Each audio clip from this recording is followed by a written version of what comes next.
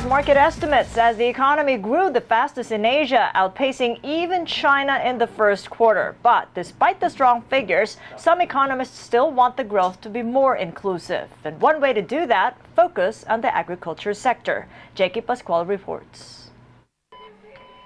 Nelia Amante worked in Singapore for 23 years. She returned to the Philippines just early this year, started her own sari-sari store business, and she plans to stay for good. She is one of the many Filipinos who opted to return home, seizing new opportunities because of a growing economy. Things have changed, she says, but more need to be improved. Pagtitinda ko, tsaka naramdaman ko, tapos kailangan talaga work hard. More improvement pa dito sa Pilipinas para uuwi na rin yung ibang taga-OFW. The Philippine economy grew by 6.9% in the first quarter this year, the highest growth in 3 years and the fastest in Asia, even outpacing China for the first time in decades. Socio-Economic Planning Secretary Emmanuel Esguerra says the services sector grew by 7.9% while the industry sector jumped by 8.7%. The agriculture sector, however, fell by 4.4% because of El Nino. But this was compensated by the strong domestic consumption, OFW remittances, better government investments, and because of election spending. Historically, the first half of an election year often yields a higher growth rate, like what happened in 2010 and during the midterm elections of 2013.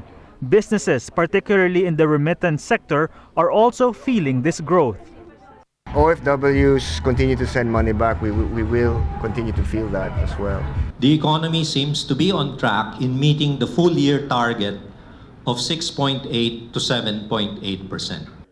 But economist and former Budget Secretary Ben Jokno believes the country may not hit the full year target.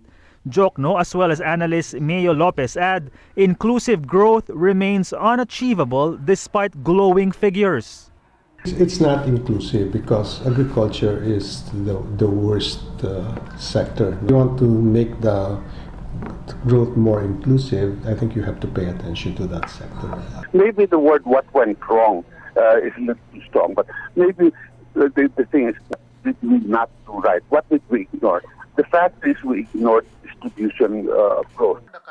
Finance Secretary Cesar Purisima says the high GDP growth rate shows the increasing investor confidence in the country and that the next administration will inherit a growing and vibrant Philippines. 6.9%, very impressive growth rate, but analysts say this growth rate must be sustained for the years to come in order for the country to finally achieve inclusive growth. Jekki Pascual, ABS-CBN News. More economic data, the Aquino administration